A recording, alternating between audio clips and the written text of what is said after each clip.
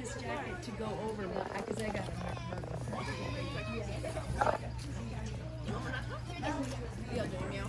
I wore it on the Cruz.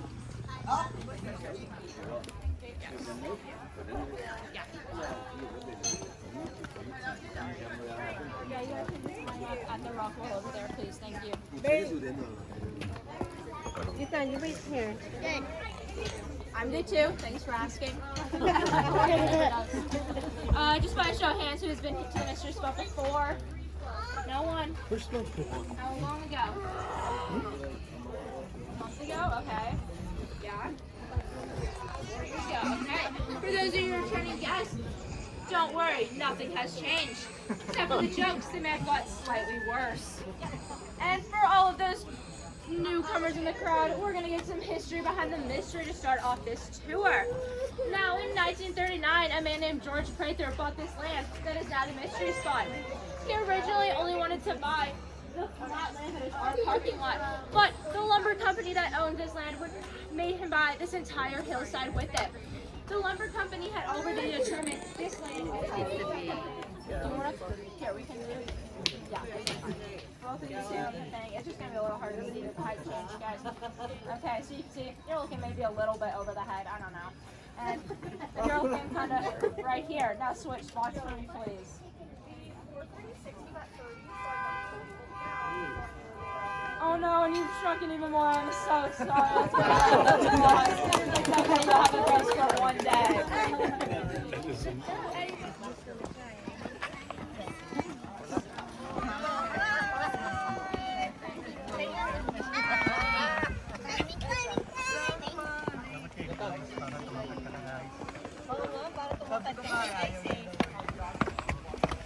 Let's go. Just 2 miles left, guys. I like your shirt.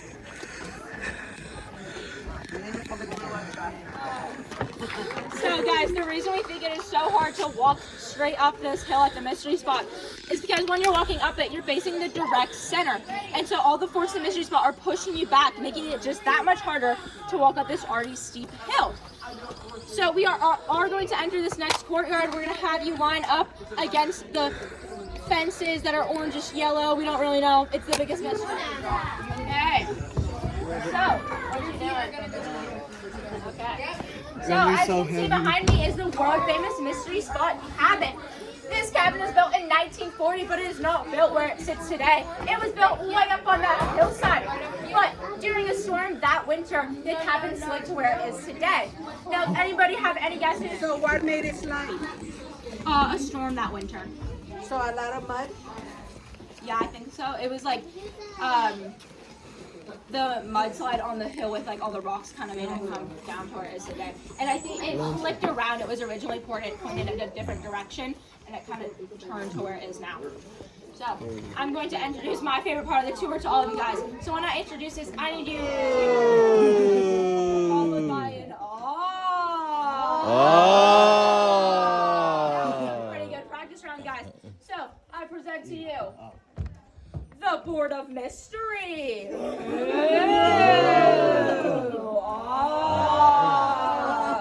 Now I know you guys are thinking this is just a regular old piece of wood from Home Depot, but I assure you we did get it from Lowe's. So, just by a show of hands, who thinks this is the higher side of the board just by looking at it? No? Yeah, thinks this is the higher side of the board inside the cabin. Who thinks it's level? Who's not thinking? Okay, I'm gonna have one volunteer come up and please tell me where that bubble is. Can you come tell me, please? In the center, almost in the center. Yes, it is in the middle, meaning this board is completely flat. So, it does look like this might be the high side board. That is just all his phones out, guys. Roll into the cabin.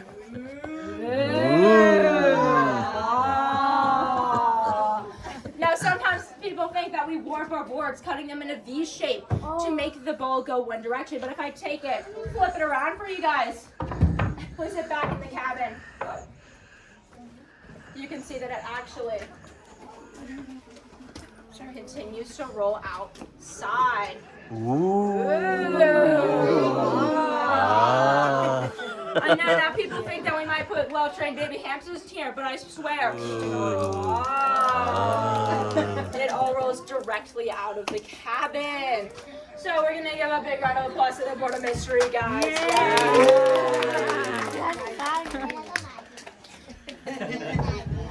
Okay, we now are going. Oh my God. We're now going to make our way into the cabin.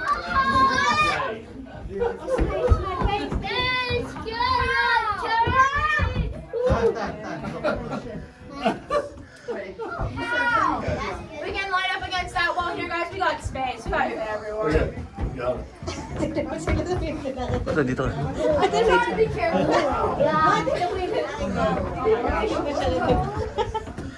Like Simba, all that jazz. But I ask that you please never jump off this table. I'm looking at the little kids. It's always them. Parents, make sure that your children are being safe. If you jump off this table, you will not land where you think you are going to land. And we will laugh about it later over security camera footage. Maybe even put you in a big fail video. It depends how good of a fall it is. Yeah, ganda ng dalawa. Guys, we need to keep coming into the cabin, please. Evenly in all directions. This is 32 pounds of lead, and it is child height size, so please be very careful with it. Lead cannot be magnetized, so that means even if we had magnets in the floor walls, it would do absolutely nothing to this pendulum. So you can see that it's actually a lot harder to push this way than it is that way, and it does not swing evenly. Another cool thing I can show you guys here is this ladder. It works a little bit more like stairs. You can come up here and do cool poses like Spider-Man. Again, I ask you, please do not jump off this. You will land directly into the wall. And right here I can show that it's not just the floor's angle creating lean, even at a different angle than the rest of the floor. I'm still experiencing the lean. This is the photo up from the Life magazine photo from 1940. Nauseous, dizzy, you're just weird in that cabin. You guys can make your way kind of up here. We're going to be in here for a second. Okay, this is the most common side effect. We know it's a mystery spot. So, to try to help people that do feel dizzy, nauseous inside a cabin, a couple years after we opened, we installed this bench here. As you see, it is a horrible bench. It is literally level with the cement right there. You got squat, there's no leg room. So, we decided to use it for demonstrations instead. Now, I'm going to walk from this side of the bench to that. It thinks this is the higher side of the bench. It thinks it's level. Okay, you guys all think it's level. Now, if I put my hand in any level right here, can I please have you come and tell me where the bubble is? On the left side. Yes, that bubble is completely on the left side, meaning that this is the higher side of a bench by a very drastic amount. Now, I can prove to you guys that this is the high side of the bench, even though I get shorter as I walk on it, by taking this regular pool ball again, placing it right here, and it does in fact roll downhill, guys. I know. Ooh. For all you that even on, that is what's supposed to happen. A ball rolls downhill. But it's okay. I forgive you guys. So.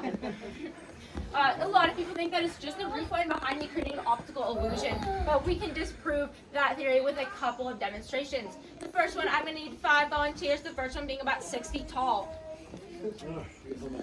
Okay. Now, anyone like 5'10"? No one's like 5'10"? You're a little short. 5'9"? Anyone? You look... Okay, yeah, you're gonna stand right there. You're gonna stand between them. Now, anyone like 5'4"?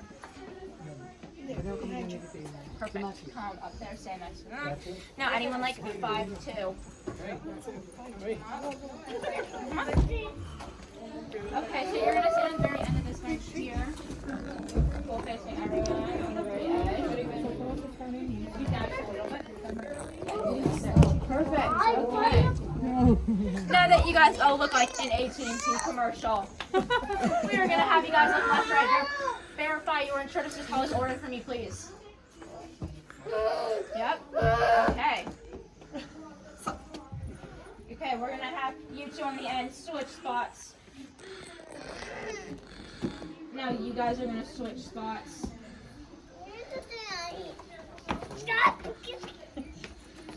Okay. Now, as you guys can see, they're all about leveled out. Yeah. Let's look left, right once more, and just verify that you guys are all about eye level with each other now. Ooh. Ah. To show that height change much more, we're gonna have you two on the end swap places one last time.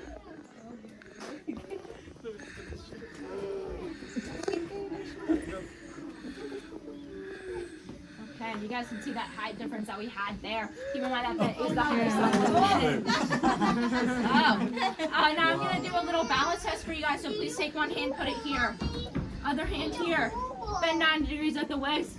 Let's go. Let's give them a round of Yay. applause. On the benchery now. So these are called the T-Bucks. Can anyone just tell me why they think they're called that? In the shape of a T. Yes, thank you very much. Let's give a round of applause. These are in the shape of a T. So we put these blocks here to do some demonstrations a little bit outside the center of the mystery spot, away from the cabin. Thank you. We put them in. They were once level, but something shook the earth in 1989. Can anyone tell me what it was? Earthquake. Earthquake? No, actually, Taylor Swift was born. No, but the Loma Prieta earthquake did offset these blocks, but just ever so slightly. So I'm going to put my hand in the level right here. I'm going to need someone about which side? It's almost to the side. Yeah, which side point? Right over here. Yeah, so it's just a little bit to this side. The bubble's kind of touching that black line we see there. So this side is just ever so taller. But it's such a small offset that if I take this eucalyptus leaf, fold it in half, and put it right here, can you tell me where that bubble is now? It's in the middle. Yeah, so that's how small the offset is. But over the span of these blocks, this side ends up being about an inch higher than this one, and we can keep that in mind as we go into this next demonstration. So I'm going to need 3 volunteers for this, but the first one needs to be the most trustworthy person here, guys. Just point at them. You don't have to know them. Who looks trustworthy? That there's a hole way up in the sky over the mystery spot, over the ozone layer. So for all of you that just looked up to see a hole in the ozone layer, you can't see that. It's air. It's fine, guys. Please make your way down this hill, and please walk because you will not roll back uphill. If you guys think these stickers are ugly, feel free to stick them on any car in the parking lot. Just not the mystery spot car, guys. Please. Please. There's so many.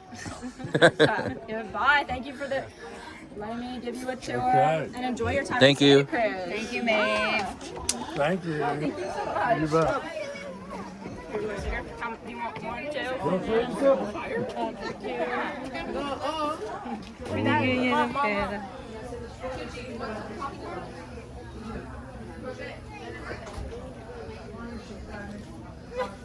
Magkasanay tayo sa barko.